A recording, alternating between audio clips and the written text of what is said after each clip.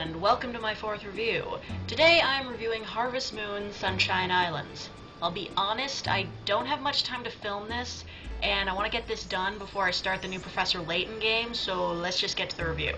This being the third Harvest Moon game for the DS, I'm expecting some major improvements. Let's start with the opening title. Holy shit!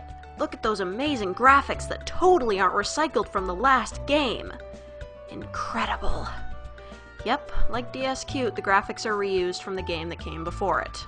Anyway, the game starts the same. Choose a gender, name, and birthday. But the story is different. It also doesn't come with an interesting intro cutscene this time, so I'll just read it to you.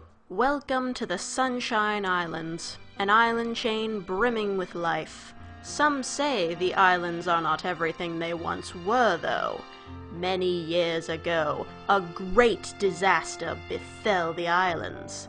Could there be a way to restore them? Maybe you can find out. So this looks good. At least everyone's already here and I don't have to wait for them to show the hell up like in the last game. And I wasn't forced to the island by an unfortunate turn of events this time either. I just moved here. Nice. You mean, wait, those are all the shopkeepers from the last game. And Taro's back too. Anyway, you pick a name for your farm that is totally not You know what? Screw this. If you can't give me more than 6 fucking letter spaces to use by the third DS Harvest Moon game, then I'm not gonna be polite about this anymore. Perfect. Now starting the game, you might notice something. All these characters look familiar, don't they? Well, they're all the same characters from Island of Happiness, except for 2. This chick and this guy. They don't show up until way later, though. But everyone else, from Lemon-Face to Loner Guy, are the same. Now, before I accuse this game of being lazier than the Harvest Goddess, let's look at the rest of the game. Let's start out with what I know you've been waiting for, the control. And I am pleased to tell you that they finally got it right. I can run in every direction and the D-pad is used for moving around. Touchscreen controls are still available, but as far as I'm concerned, they can fuck off for now. The X button opens the menu, the Y button uses an item, A talks to people, and B runs. R switches to the item in the next equip slot to the right, while L puts the item away. And that's what I like to see. Controls that are easy to use and make the gameplay feel smoother. It's about damn time. Okay, so the controls are good, but what about the farming? The farming is the same. Really. 3x3 grid for crops, and you still can't walk through plants.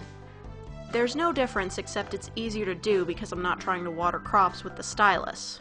So is this game just gonna be another Island of Happiness? It seemed that way for the first in-game week or so, but then this happened. A Harvest Sprite shows up to tell you about Harvest Sprite Island.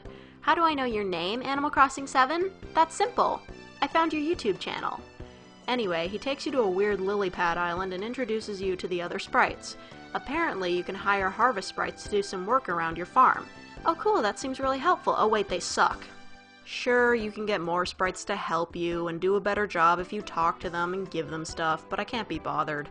After DS Cute, I don't want to deal with these morons again. I mean, come on. They insulted the Harvest King literally seconds after finding out that he could turn people to stone.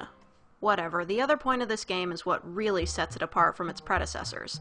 As the name implies, this game takes place on an island.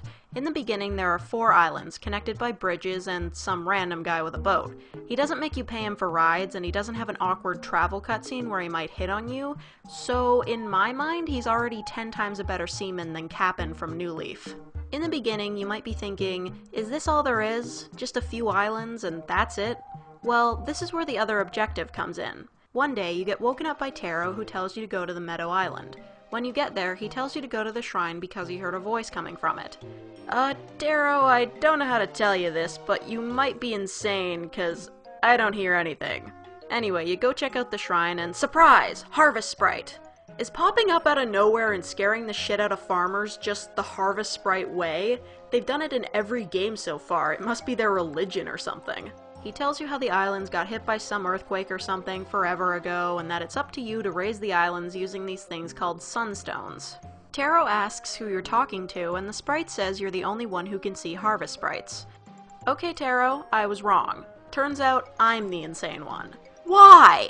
Why am I the only one who can see them? Are they only showing themselves to me on purpose so I look crazy? Am I dreaming? Am I the chosen one?